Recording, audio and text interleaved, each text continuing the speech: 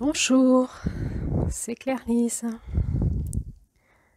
Aujourd'hui, nous allons avancer d'un pas de plus dans l'exploration de cette énergie du mois de novembre en lien avec l'étude que nous faisons sur ce podcast de ces contes amérindiens qui nous parlent de l'énergie de chaque mois en lien avec la terre, les femmes, la lune et le féminin sacré dans les femmes et dans les hommes. Ce mois-ci, nous étudions ce conte qui s'appelle La grande femme qui marche. Et dans cet audio, nous allons approfondir, ce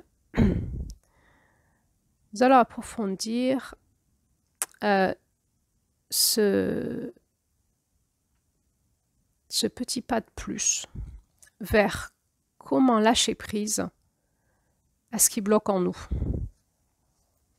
Nous avions vu que la grande femme qui marche, cette énergie de novembre avec aussi la lumière blanche, est une énergie qui nous amène à la fois à l'impeccabilité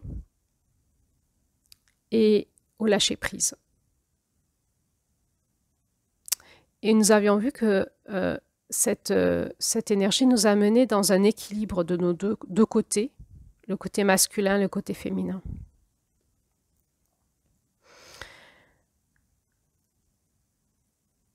Dans cet audio, on va un petit peu explorer le thème de nos blessures et de comprendre comment on peut s'équilibrer pour gérer nos blessures dans ce masculin et ce féminin en même temps. Qu'est-ce que ça nous dit dans notre réalité de vie? Cet enseignement de la grande femme qui marche en lien avec le thème de nos blessures. Dans l'audio précédent, nous avons étudié ensemble la notion de personnalité, la notion de structure. Et l'idée de ces deux audios, c'est d'essayer de nous aider à clarifier la différence entre nos blessures et notre structure de personnalité. Qu'est-ce qui fait que la lumière blanche ne passe pas à l'intérieur de moi pour me régénérer?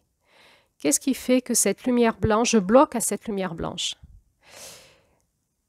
En ce mois de novembre, dans cette roue, c'est-à-dire on est dans la première lune de la sagesse du féminin sacré, on est dans cette première lune de la porte du Nord, on a avancé sur notre chemin, on grandit et on acquiert un peu plus de maîtrise sur les choses. Nous allons affiner en nous qu'est-ce qui ferait qu'en ce mois de novembre, dans cette initiation des 13 dynamiques du féminin sacré, à la fin de cette roue, qu'est-ce qui ferait que je bloquerais encore au passage de cette lumière blanche en moi, cette lumière blanche qui vient éclairer ma conscience, qui vient éclairer mes parts d'ombre, mes dysfonctionnements, qui vient régénérer, réparer et expanser.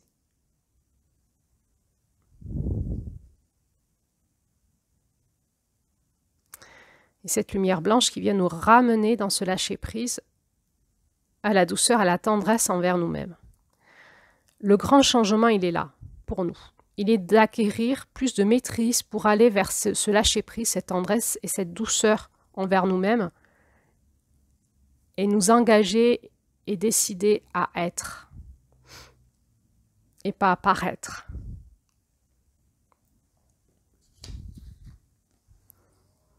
Alors, qu'est-ce que c'est qu'une blessure? Donc là, je parle des blessures psycho-émotionnelles. On va les retrouver aussi engrammées dans l'espace vibratoire et énergétique.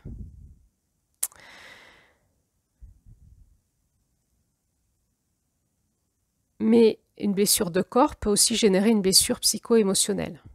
Donc on peut aussi la retrouver engrammée dans l'espace de la mémoire corporelle.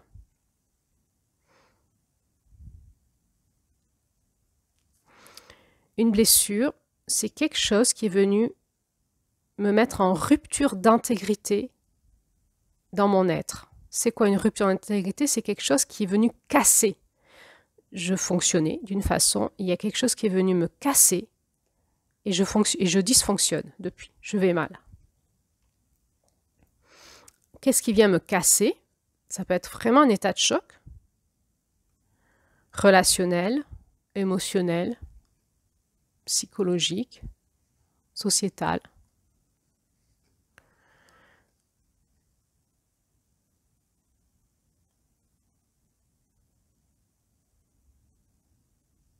C'est quelque chose qui est suffisamment impactant pour que ça me casse.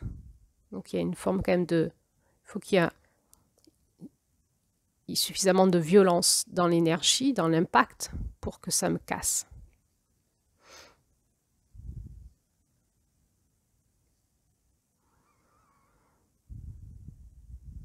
On va retrouver l'engrammage de nos blessures dans nos pensées, dans nos émotions, dans notre âme, la façon dont on a de gérer le sens de notre vie, la foi en la vie par exemple.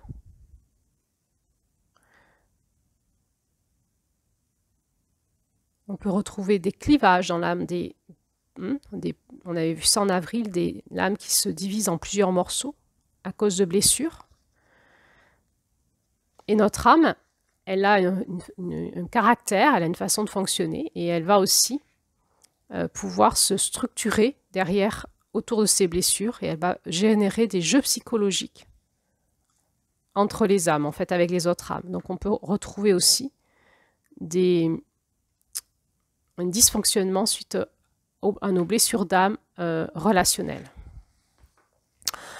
On va retrouver aussi, donc, au niveau émotionnel, des blessures dans notre cœur qui vont générer des attachements difficiles à défaire, des excès de loyauté, de l'empathie prenant le pas sur nos besoins personnels, ou un cœur fermé qui ne s'ouvre pas. Notre cœur, c'est l'espace qui est le donner-recevoir et qui laisse circuler l'énergie d'amour. Et donc, s'il est fermé, il ne donne pas, il ne reçoit pas. On peut retrouver des blessures émotionnelles dans notre espace d'enfant intérieur. On avait vu qu'est-ce que c'était que l'enfant intérieur le mois dernier. Cet espace où circule notre joie profonde, dans notre qualité d'être sans filtre. Et donc avec un espace en nous qui se ferme à la joie, à la liberté d'être, qui se cache, qui ne s'autorise pas à être, qui a peur, qui ne se sent pas protégé et qui va se surprotéger. Ou au contraire, un enfant intérieur qui serait dans une telle dynamique de vouloir être en lien avec les autres, serait dans une énergie de se donner à l'autre.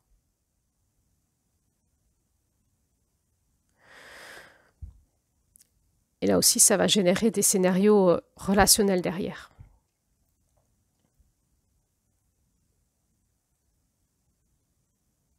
On va retrouver nos blessures aussi dans notre espace énergétique.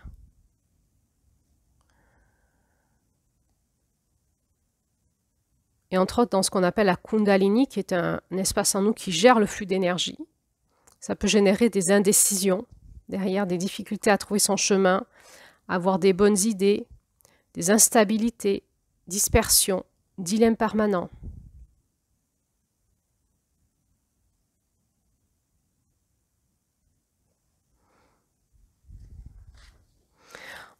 On va retrouver, je l'ai nommé tout à l'heure, les blessures dans notre structure psychique. Toutes ces pensées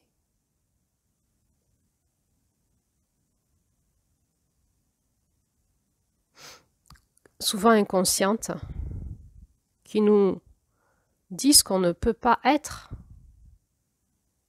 parce qu'on est brisé. Donc on va retrouver aussi du clivage dans les pensées, c'est-à-dire comme si tout d'un coup le chemin neurologique des pensées s'arrêtait et tombait dans un gouffre. On ne peut plus penser, on n'arrive plus à penser. On a une désorganisation de la pensée, on n'arrive pas à réfléchir. On peut avoir des pertes de mémoire, des troubles cognitifs. Puis on peut avoir des blessures dans le corps, dans la mémoire neurologique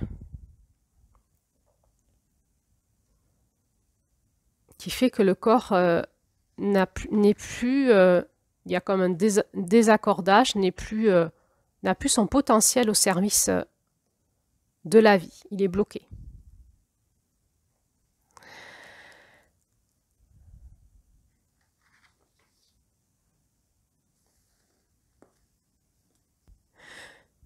Donc, comment ça fonctionne, nos blessures? Eh bien, c'est un espace de nous qui a été abîmé, donc, au moment d'un passage à l'acte. Un choc, quelque chose qui est venu impacter. Donc, ça peut être des paroles de quelqu'un, ça peut être un choc physique, un choc émotionnel, du harcèlement. Le phénomène de l'emprise crée beaucoup de blessures. La dévalorisation, la perversion. Tous les jeux psychologiques vont nous créer des blessures. Et qu'est-ce que fait une blessure? En principe, quand on est blessé, on a un phénomène naturel en nous, c'est le phénomène de la cicatrisation.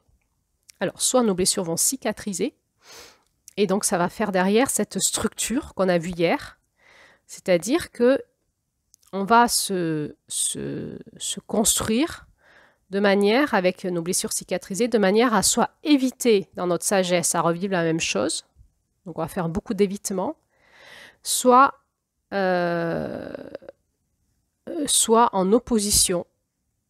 Ça veut dire qu'on va se rebeller en permanence à ce genre de situation. On se structure dans notre vie par rapport à nos blessures, soit en soumission, et on va répéter les mêmes schémas. Si on a été brimé, par exemple, par un père ou une mère dans notre enfance, et qu'on se soumet à cette blessure-là, eh bien, on va accepter de retourner dans un couple avec un homme ou une femme maltraitant psychologiquement pour nous, et on va se soumettre. On va accepter des patrons maltraitants. On va accepter une société maltraitante, et on va se soumettre.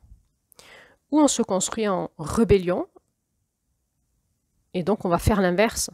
On va partir en quête de liberté, de bienveillance absolue, et on va être de ceux et celles qui vont se rebeller en permanence contre la maltraitance, par exemple. On va pouvoir peut-être mener des actions de syndicats, des associations de protection, etc.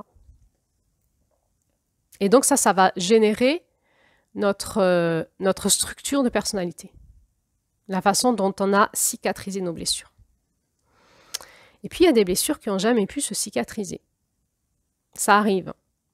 Ça arrive, même sur notre corps, quand une blessure ne cicatrise pas, qu'est-ce qu'il y a? Il y a du pus, il y a une surinfection. Et il y a des risques dans la surinfection de septicémie ou de nécrose et d'amputation de membres. Donc, quand une blessure ne cicatrise pas, il y a quand même un risque vital.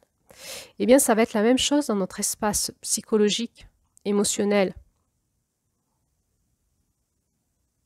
énergétique et vibratoire, c'est-à-dire que toutes nos blessures qui n'ont pas cicatrisé se surinfectent et nous mettent en danger de mort sur ces espaces-là, au niveau psychologique, émotionnel, vibratoire, énergétique.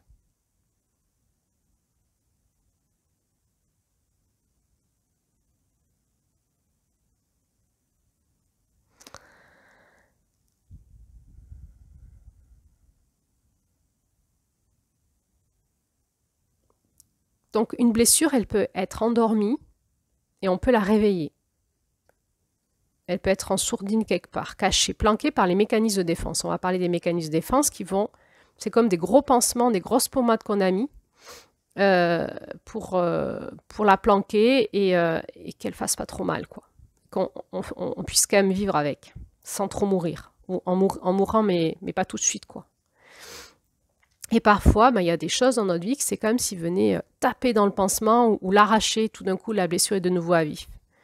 C'est des événements de vie, ce sont des rencontres, mais c'est aussi des processus qu'on peut faire, initiatiques ou thérapeutiques, où dans ces processus, on va aller checker un peu tous les genres de blessures qu'a l'être humain pour aller un peu réveiller chez les personnes les blessures sous-jacentes pour qu'on puisse les traiter, les mettre à jour, les traiter, et qu'enfin la personne soit libre de vivre sans ces blessures. Donc quand on fait un chemin initiatique, comme quand on tourne dans cette roue des 13 dynamiques du féminin sacré, évidemment qu'il y a des blessures qui vont se réveiller en nous. Et c'est pour ça que je vous propose chaque mois un audio là-dessus, pour savoir est-ce que tel type d'énergie pourrait nous réveiller nos blessures et de quoi ça parlerait en nous et comment on pourrait finalement les mettre en conscience pour les traiter dans notre vie.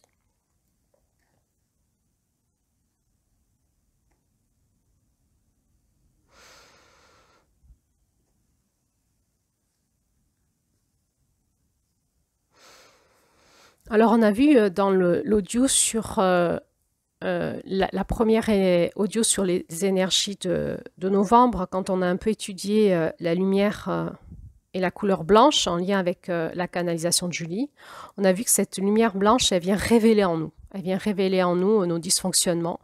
Et cette lumière blanche, elle est là pour révéler en nous, réveiller les espaces bloqués en nous, soit au niveau structurel, c'est-à-dire en adaptation à nos blessures, comment on s'est construit en adaptation à nos blessures, soit au niveau fonctionnel, c'est-à-dire dans nos blessures, ça ne fonctionne pas, il y a des choses qui sont brisées, qui sont cassées, il va falloir s'en occuper, les réparer. Donc la lumière blanche, elle peut venir réveiller en nous des choses. Et pourquoi? Parce que son objectif, c'est de mettre en lumière, dans la conscience, et de nous aider à déployer nos potentiels. Elle réveille les autres couleurs en nous. Hein.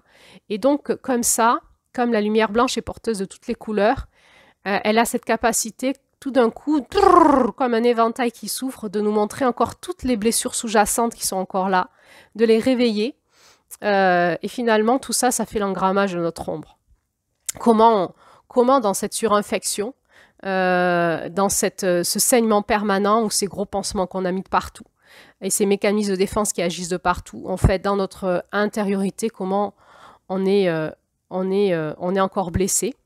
Et alors, ça peut venir nous bousculer un petit peu en novembre. L'objectif, c'est quoi? C'est de le voir, de se redresser, de continuer à traiter ce qu'il y a à traiter pour qu'ensuite, à la fin de cette roue, fin novembre et décembre, on puisse lâcher prise pour renaître l'année prochaine beaucoup plus guéri, beaucoup plus en place dans nos dons, nos potentiels et que notre être puisse se déployer à travers une structure régénérée et des blessures guéries.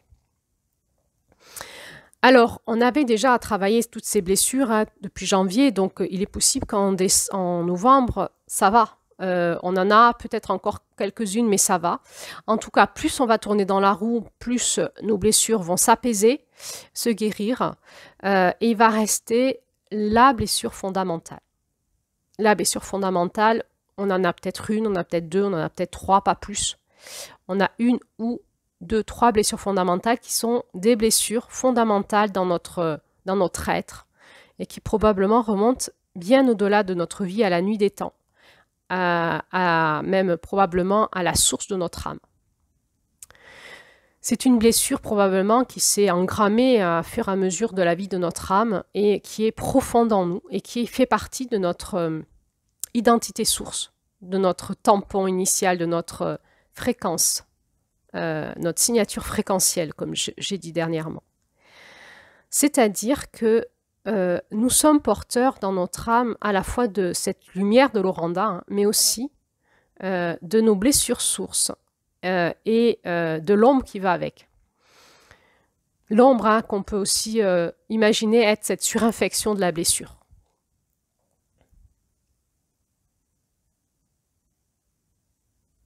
Alors, est-ce que c'est un problème? Eh bien oui, dans nos vies, c'est un problème. On a l'impression de se casser les dents toujours à une même forme de caractère intérieur à nous-mêmes, hein, et on n'est pas bien avec nous-mêmes parce que quoi qu'on fasse, ça ne passe pas, cette blessure.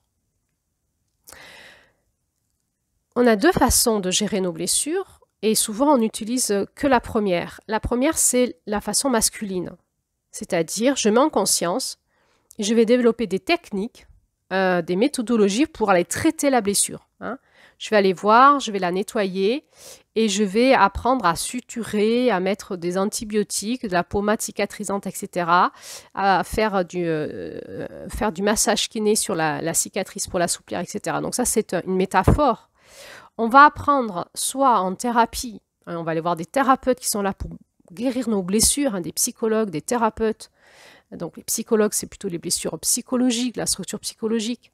Et ensuite, il y a tout un tas de techniques thérapeutiques qui sont plus émotionnelles pour guérir nos blessures émotionnelles, plus des thérapeutes spirituels pour guérir nos blessures d'âme, ou des thérapeutes psychocorporels pour guérir nos blessures dans l'engrammage entre la psyché, les émotions et le corps au niveau du système nerveux, entre autres.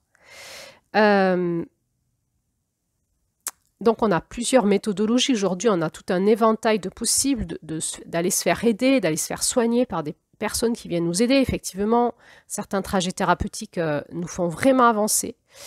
Et puis, on peut aussi développer, dans notre développement personnel, des techniques qui nous sont propres, en autonomie. On peut faire des formations pour avoir des techniques en auto-soin pour se traiter soi-même aussi. C'est-à-dire, on sait à peu près désinfecter une blessure, mettre des strips si ça saigne un peu, mettre de la pommade, mettre un pansement, et puis on n'a pas besoin d'aller chez le médecin ou à la pharmacie ou d'aller aux urgences. C'est-à-dire que tout seul, on peut y arriver, puis quand c'est trop important, on va se faire aider. Et ça, on va développer chacun nos méthodes, nos techniques, suivant nos caractères qui nous sont propres et aussi nos dons et nos potentiels. Certains vont utiliser plus se passer par le chant, la danse, l'art-thérapie, d'autres plus par des techniques vibratoires énergétiques, d'autres plus par des techniques émotionnelles, d'autres plus par des techniques psychologiques. Et puis peut-être que on va se faire aussi un éventail de différentes façons de travailler. On peut aussi travailler avec des techniques psychocorporelles, vraiment des exercices corporels qui vont traiter les dysfonctionnements neurologiques, etc., etc. Et donc, on peut tous avoir comme ça une boîte à trésor d'outils où on va, suivant nos blessures qui émergent à des moments, ou qui se réveillent, ou qui ont été, ou qui viennent de se produire, on va s'auto-traiter. Ça, c'est la façon masculine, la technique, la conscience, la technique, et on aimerait avoir un bon degré d'efficacité. On en a, suivant certaines blessures, on a un bon degré d'efficacité. Ça veut dire quoi? Ça veut dire que dans toutes ces lunes du masculin, on a traité, et on arrive dans les lunes du féminin, on est assez guéri, assez bien, et on va finalement pouvoir, grâce à l'émergence de nos profondeurs, et cet être qui est guéri à ses blessures, pouvoir laisser ressurgir en nous ces désirs du cœur, notre cœur va pouvoir prendre toute sa place dans notre vie parce qu'il va être moins arrêté par nos blessures puisqu'on les a guéries. Et puis, il va se passer qu'on va être confronté à nos blessures sources. Parce que celles-là, on a beau les traiter avec le masculin, eh ben, elles sont toujours là. Et dans les lunes du féminin, on va s'apercevoir que c'est toujours là. Donc, on va les reprendre où? Parce que les lunes du masculin, on a traité jusqu'en juillet. En juillet, c'est vraiment la blessure ultime qui est la blessure du cœur. Donc, on se dit qu'en août, ça y est, c'est fini. Alors, bien sûr, là, on tourne dans une roue et c'est mois après mois, ça va vite. Une année, on ne peut pas tout faire dans notre être. Donc, c'est aussi l'idée que c'est des étapes dans notre vie et que ça nous aide à voir à quelle étape on est. Et donc, on se dit que quand on a passé l'étape, qu'on a traité les blessures de notre cœur et qu'on en est à l'étape dans notre vie de novembre, ça va puisqu'on a déjà traité toutes les blessures de notre cœur. Et toutes en amont, toutes les blessures qu'on a traitées depuis janvier. Donc, je vous laisse voir les audios que j'ai fait là-dessus. À chaque mois, est responsable d'une énergie et traite une certaine forme de blessure pour en libérer le potentiel derrière le potentiel de l'énergie du mois qui va nous permettre d'être porteurs et porteuses de ces potentiels-là, une fois qu'on est guéri.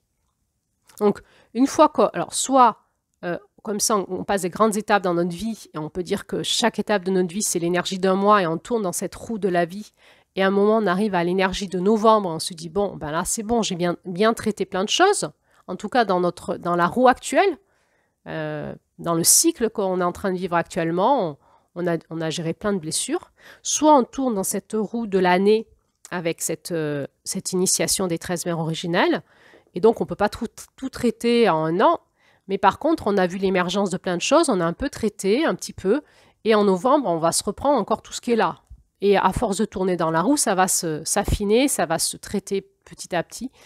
Et à un moment, on va guérir dans notre unité. C'est une roue qui nous aide à retrouver, à fur et à mesure des années, notre unité qui est notre centre. À force de guérir nos blessures et d'essayer de les faire émerger, de les guérir, et à force d'en prendre conscience, et à force aussi d'utiliser ce principe masculin-féminin qui vient nous ramener à chaque fois dans notre centre. Et à un moment, on va se retrouver avec nos blessures sources. Elle bouge pas tant que ça, c'est long, quoi. On a l'impression que c'est un rocher qu'on est en train de poncer avec un papier de verre à la main, vous savez, avec des grains très fins, quoi. On a l'impression qu'on ponce la blessure, il n'y a rien qui bouge, quoi, pratiquement. Et là, on va être invité par notre féminin. Donc toutes les lunes du féminin vont nous inviter à revisiter les blessures qui sont encore là, qui se réveillent encore. Donc septembre, en août, c'était les blessures de l'incarnation, de la naissance. On avait déjà vu ça en mars. Septembre, encore les blessures de notre enfant, petite enfance. Avril, on a vu ça en avril aussi, mais aussi les blessures de notre cœur.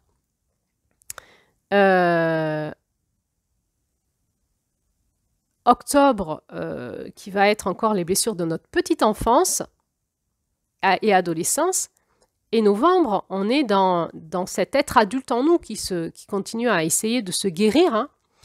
Et donc, toutes ces blessures-là, on les revisite avec l'œil du féminin et pas le masculin. Donc, c'est-à-dire on n'est plus invité à avoir tant de techniques que ça, même si on a vu qu'il y a beaucoup de masculin dans le féminin, donc on va quand même utiliser nos techniques pour soutenir notre féminin.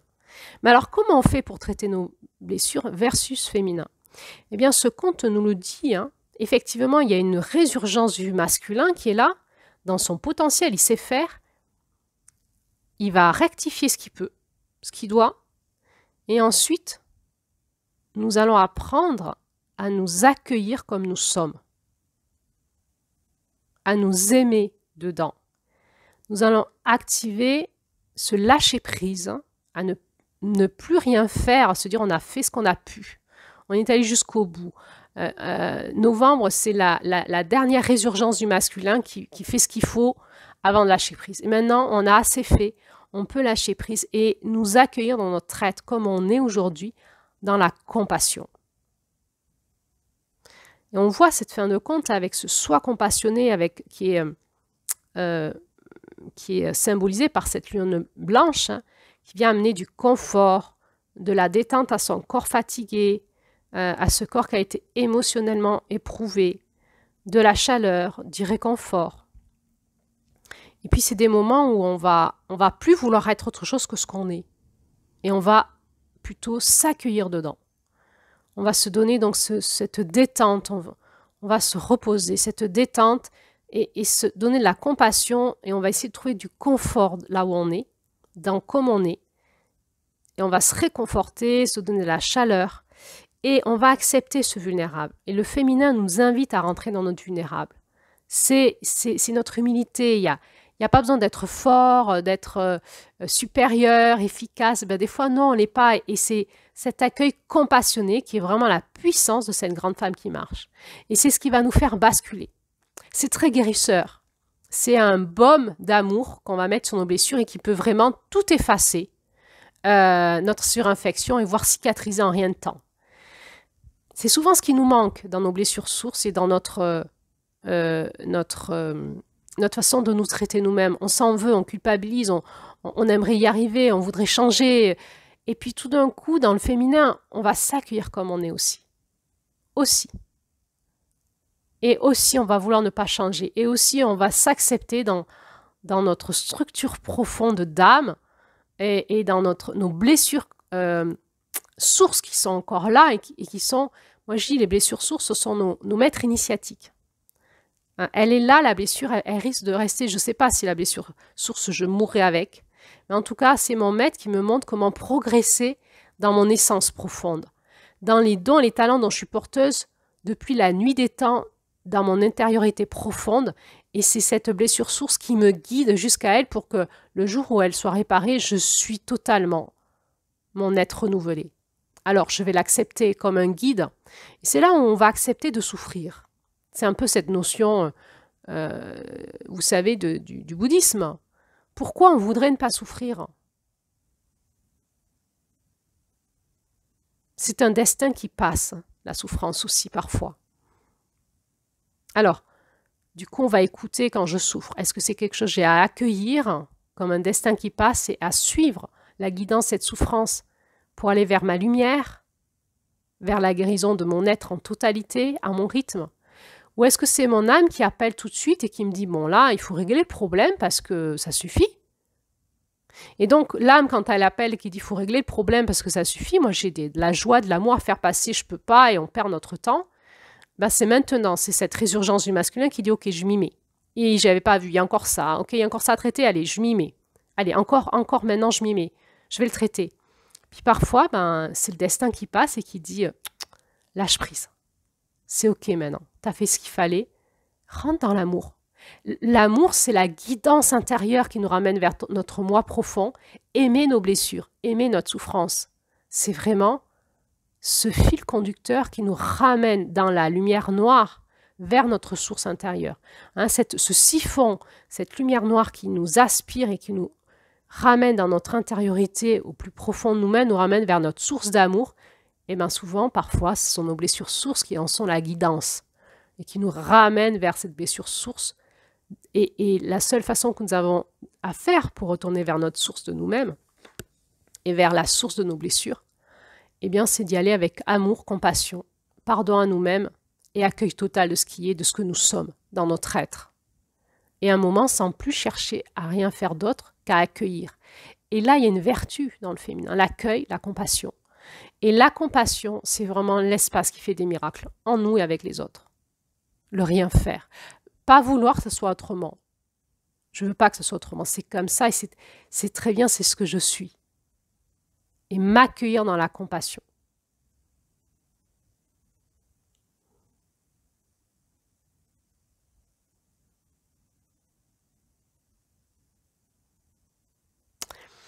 On est vraiment dans une qualité d'être de quelqu'un qui a grandi, qui a une maturité, quelqu'un qui sait s'aimer dans sa souffrance, dans ses blessures, et accepter aussi de ne pas être différent et de s'accueillir comme ça. C'est quelqu'un qui a une grande maturité spirituelle.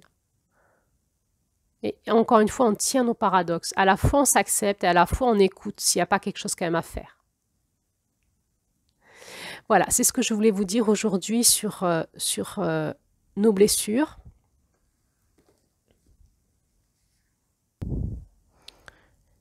Et je voudrais finir cet audio par une citation que je trouve très profonde d'un monsieur qui s'appelle Matt Kahn, qui a dit « Malgré la façon dont vous tentez d'être ouvert, paisible, aimant, les gens ne peuvent vous rencontrer qu'aussi profondément qu'ils se sont rencontrés eux-mêmes. Malgré la façon dont vous tentez d'être ouvert, paisible, aimant envers les autres, les autres ne peuvent vous rencontrer réellement qu'aussi profondément qu'ils se sont rencontrés eux-mêmes. » Et on va retourner cette phrase aussi pour nous. Malgré la façon dont les autres essayent d'être ouverts, paisibles, aimants envers nous-mêmes, nous ne pouvons rencontrer les autres qu'aussi profondément que nous nous sommes nous rencontrés. Plus nous allons développer envers nous de la compassion, de l'amour pour ce que nous sommes, plus nous allons pouvoir recevoir l'amour et la compassion des autres pour nous. Et c'est là où on est profondément dans le féminin et dans le lien de sororité.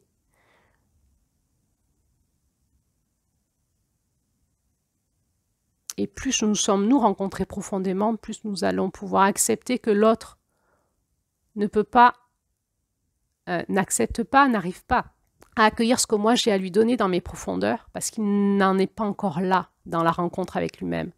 J'ai beau l'aimer, avoir la compassion pour l'autre, si l'autre ne l'a pas pour lui, on ne peut pas se rencontrer sur cet espace-là. Et la fin de ce conte à s'ouvrir vraiment à cette qualité du féminin en nous, dans nos blessures, va définir la qualité de nos relations entre nous. Comment je vais pouvoir accepter que l'autre ne peut pas m'accueillir dans le cœur et dans ces profondeurs-là dans la relation, parce qu'il n'en est pas là.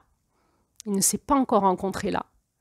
Et comment moi je vais comprendre que parfois je ne peux pas moi accueillir l'autre dans les profondeurs dans lesquelles il voudrait me rencontrer parce que je ne me suis pas encore rencontrée là moi aussi. Et du coup je ne peux pas le rencontrer d'un espace où je ne me suis pas rencontrée. Donc ce travail des blessures dans le féminin, se rencontrer dans l'amour et la compassion dans ce qu'on est, c'est s'éveiller à l'amour en nous, mais c'est aussi permettre à l'autre de nous aimer dans nos blessures. Et l'amour, c'est ce qui répare les blessures. L'amour, c'est ce qui est l'essence même de ce que nous sommes. Et quand l'amour passe dans nos blessures, alors la blessure se répare, se nettoie, se répare. Et la lumière blanche, elle est porteuse de la conscience, mais aussi de l'amour. Alors, on peut utiliser par des pratiques cette lumière blanche en nous, dans notre corps, dans notre psyché, dans nos émotions, dans notre espace énergétique, vibratoire, selon nos techniques qui nous sont propres, pour aller nous éclairer de l'intérieur, observer là où elle ne passe pas, où c'est opaque, et aller voir qu'est-ce qu'il y a derrière, est-ce qu'il y a une blessure, est-ce que c'est structurel ou est-ce que c'est fonctionnel, est-ce que c'est une blessure fonctionnelle ou est-ce que c'est une structure qui s'est mise en route. Et par là, la conscience de cette fréquence de la lumière blanche, et bien rectifier s'il y a besoin, ou se rencontrer là-dedans et s'aimer là-dedans, dans la compassion, prier et lâcher prise, dans les pas de la lumière blanche.